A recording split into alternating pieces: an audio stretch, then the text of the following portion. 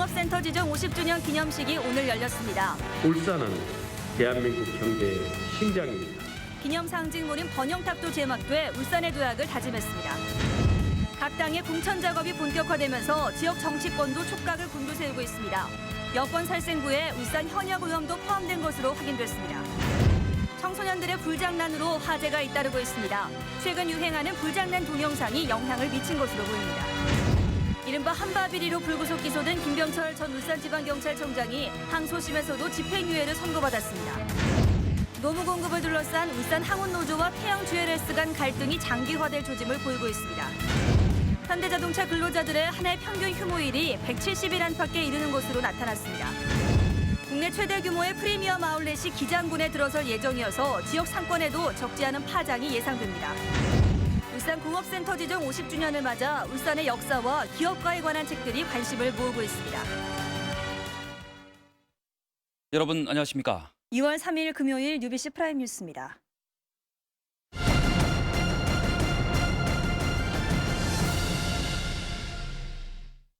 네, 울산공업센터 지정 50주년 기념식이 오늘 울산시청 대강당에서 개최됐습니다. 네, 또 기념 상징물인 번영탑도 제막돼서 또 한 번 울산의 도약을 다짐했습니다. 보도에 서영만 기자입니다.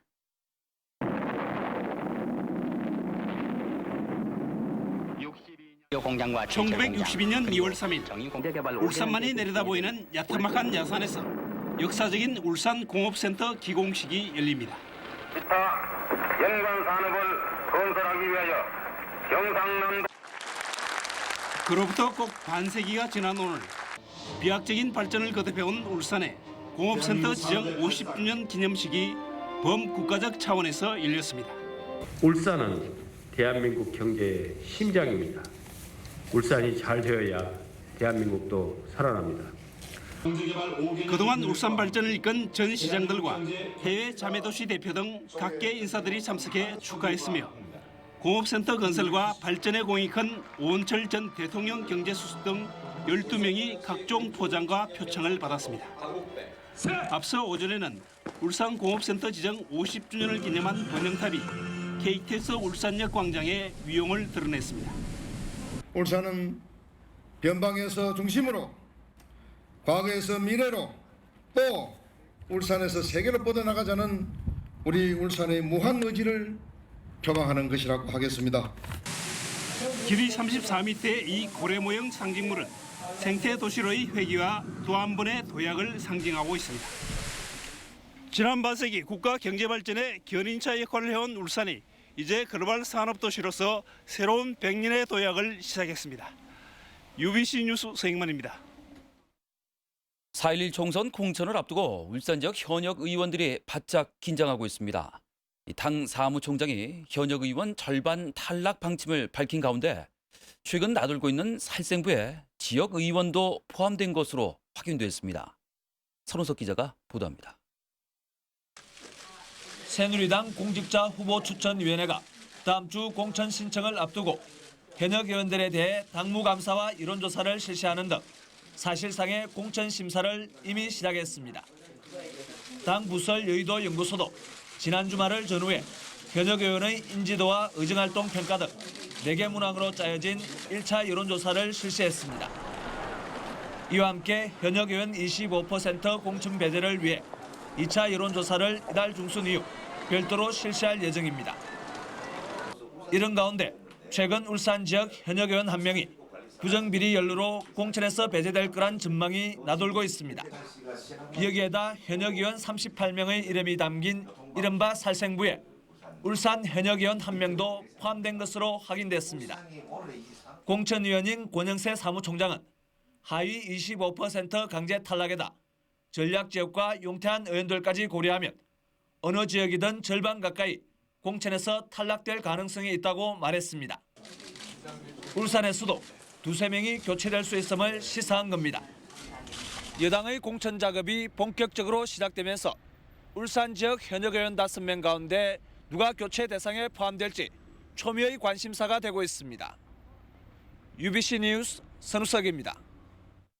통합진보당 울산시당은 오늘 당원 투표를 통해 남구을의 김진석, 북구의 김창현, 울주군의 이선호 씨를 4.11 총선 후보로 확정 발표했습니다.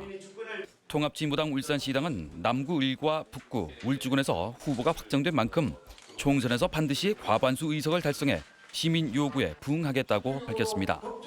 한편 남구갑은 조승수 예비후보 측의 이 신청을 받아들여 재공고 없이 경선 절차를 다시 진행하기로 했으며 동구는 당원 투표 비율을 놓고 여전히 이견을 좁히지 못하고 있습니다. 불장난 동영상 보신 적 있으십니까? 요즘 인터넷에서 청소년들을 중심으로 아주 빠르게 확산되고 있습니다. 그런데 우리 울산에서도 청소년 불장난으로 인한 화재가 잇따르고 있습니다. 윤경재 기자가 취재했습니다. 어제 오후 5시 반 소방관들이 야산의 남불을 끄고 있습니다. 화재 현장에선 불에 탄 교과서와 장난감 카드가 발견돼 소방당국은 인근 학교 학생들의 불장난으로 추정하고 있습니다. 굉장히 건조하고 말랐기 때문에 바람도 많이 불고 하면 금방 급격히 연소가 확대가. 지난달 12일에도 울주군 삼남면에서 청소년들의 불장난으로 산불이 나 20년생 소나무 100여 그루를 태우기도 했습니다. 산불이 났던 곳입니다. 고등학생 2명이 돋보기 안경으로 불을 붙이는 장난을 치다 불이 붙지 않자 가지고 있던 라이터로 불을 질렀습니다. 최근 인터넷에선 불장난 동영상이 유행병처럼 번지고 있습니다. 인화성 스프레이를 풍선에 뿌려 불풍선을 터뜨리고 자신의 옷에 라이터 기름을 뿌린 뒤 불을 붙이는 위험천만한 행동도 서슴지 않습니다. 심지어 교실 안에서도 축구공에 불을 붙여 차고 놀기도 합니다. 불장난 동영상 본 적 있어? 네, 봤어요. 그거 보니까 어떻던데? 재밌던데요. 친구들 다 봤어요. 불장난 등으로 화재 발생 시 당황하여 도망가는 경우가 많은데 그러지 마시고 신속히 119로 신고해 주시기 바랍니다. 지난해 울산 지역에서 발생한 불장난 화재는 82건, 피해액은 2억 2천만 원에 이릅니다. UBC 뉴스 윤경재입니다.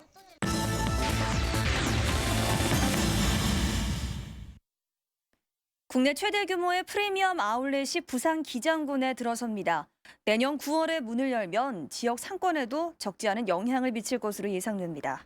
김규태 기자가 다녀왔습니다. 당겨주시죠.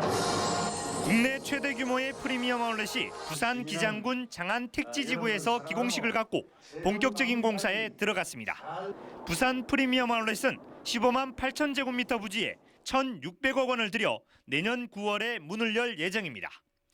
경기도 여주와 파주에 이어서 세 번째로 부산의 프리미엄 아울렛을 준비 중인 신세계 채시 측은 국내외 180개 유명 브랜드를 입점시킨다는 계획입니다.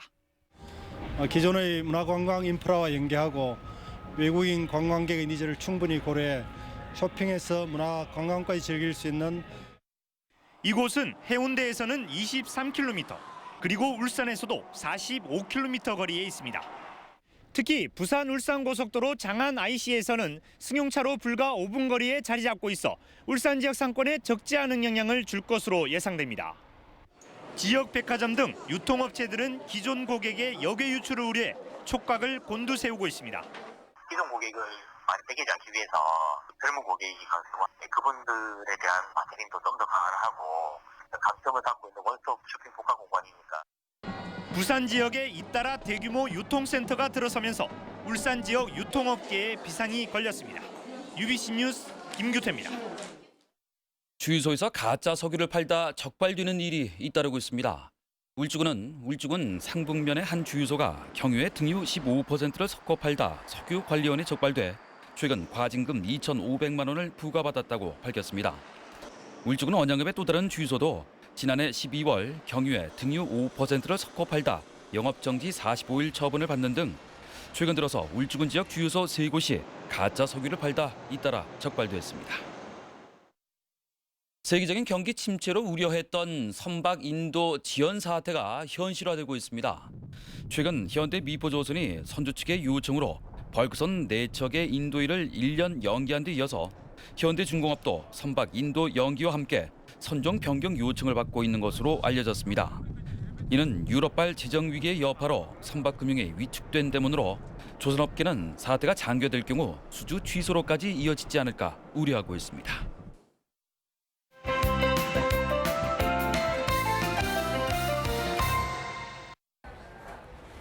울산 공업센터 지정 50주년을 기념해서 각종 행사와 심포지엄 등이 울산에서 최근 열리고 있습니다. 책마을 이야기 이번 주는 책을 통해서 울산의 옛 모습을 살펴봅니다. 일제강점기 울산 방어진 사람들의 삶과 문화를 통해 일제강점기 가장 큰 어업 도시였던 울산 방어진의 당시 모습을 볼 수 있습니다.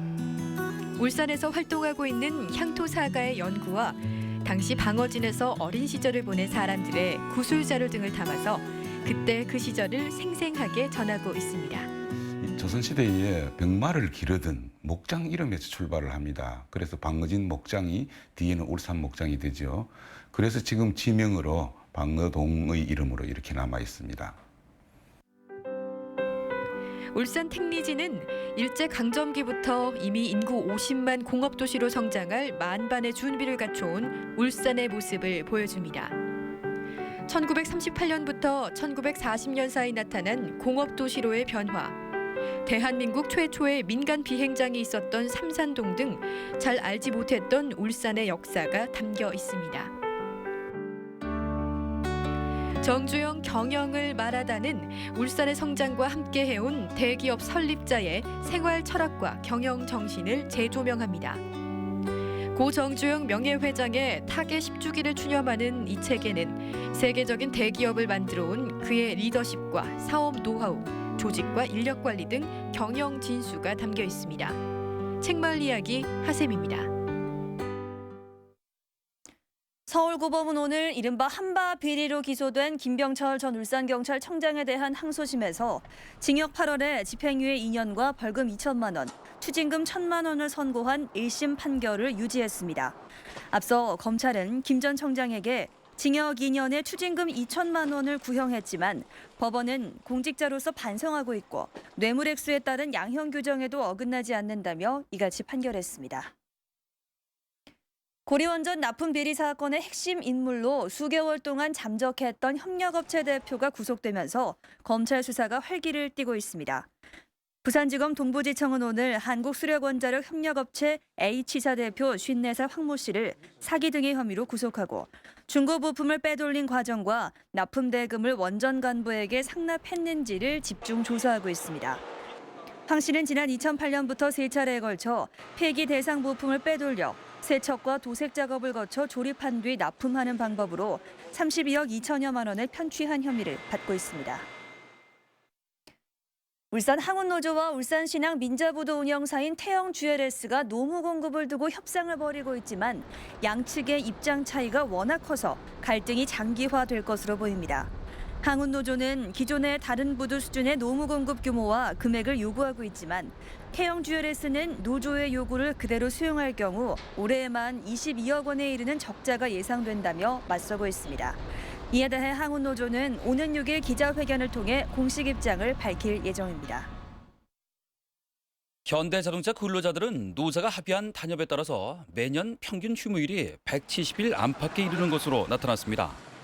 회사 측에 따르면 지난해의 경우 법정 공휴일 114일에다 노사 합의 휴일 13일, 휴일이 중복될 때 하루 더 쉬는 보상휴일 3일 등 모두 170.5일을 쉬었습니다. 이는 노동법이 정한 휴무일수 138일보다도 한 달 정도 많은 것으로 이에 대해 노조 측은 휴일에 특근을 하는 경우가 많아서 실제 휴무일은 적다고 밝혔습니다. 오늘 오전 11시 10분쯤 남구 변전소 사거리 부근에서 ям동 쪽으로 달리던 모 병원 응급 차량과 20살 박모 씨의 투싼 승용차가 부딪혔습니다. 이 사고로 박 씨가 다쳐 병원으로 옮겨져 치료를 받고 있습니다. 경찰은 박 씨가 2차로에서 1차로로 차선을 변경하는 과정에서 사고가 난 것으로 보고 정확한 사고 경위를 조사하고 있습니다.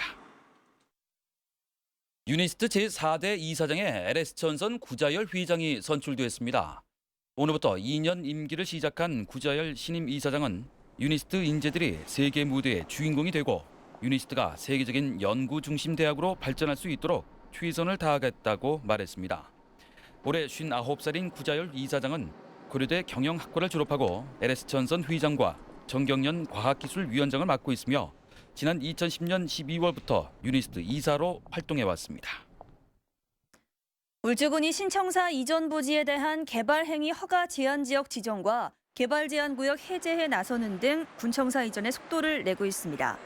울주군은 군청사 이전 예정 부지인 울주군 청량면 윤리 산 162의 1일원의 150필지 29만 6,387제곱미터에 대해 다음 주 중에 개발 행위 허가 제한 지역으로 지정할 계획입니다.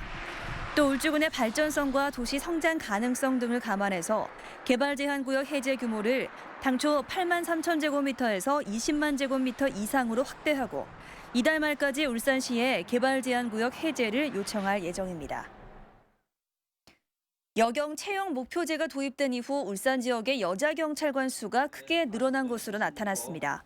울산경찰청에 따르면 지난 2004년 80명에 불과했던 여경 수가 지난 2010년 151명, 지난해에는 164명으로 2배 이상 늘었습니다. 경찰은 지난 2005년부터 여경 비율을 10% 내외로 유지하는 여경 채용 목표제를 시행하고 있습니다. 다음은 자세한 날씨 알아보겠습니다. 성경희 기상캐스터, 주말에는 큰 추위 없다고요? 네, 이번 주말은 바깥 활동하기에 큰 문제가 없겠습니다. 동장군의 기세가 조금은 약해질 것으로 예상이 되는데요. 네, 그동안 추위를 몰고 왔던 찬 공기가 더운 공기로 데워지면서 꽁꽁 얼었던 한반도가 조금씩 녹아내리고 있습니다. 덕분에 전국에 내려진 한파특보도 모두 해제가 됐습니다. 울산 지역은 내일 낮부터 추위가 누그러들 전망입니다. 영상 6도까지 올라설 것으로 예상되는데요. 하지만 아침 기온은 영하 5도로 찬 기온이 맴돌겠습니다. 휴일에는 추위가 더욱더 누그러져서 모처럼 나들이 하기에도 큰 문제가 없겠습니다. 하지만 주말 동안 극심한 건조함도 이어지겠습니다. 울산지방 건조경보가 발효된 만큼 불씨 관리에 유념하셔야겠습니다. 내일 중부지방 아침까지 눈이 오는 곳이 있겠고요. 남부지방은 가끔 구름 낀 날씨가 예상됩니다. 내일은 전국이 평년 기온을 되찾을 전망입니다. 아침 기온 서울은 영하 5도, 대구는 영하 7도로 출발하겠습니다. 내일 새벽 동해남부 먼바다에 풍랑 예비특보가 내려진 상태입니다. 항해조업에 유의하셔야겠습니다. 다음 주 화요일부터 다시 추워지겠습니다. 어제와 오늘 같은 강한 추위가 예상되니까요. 다시 한번 한파에 대비해 보시는 게 좋겠습니다. 날씨였습니다.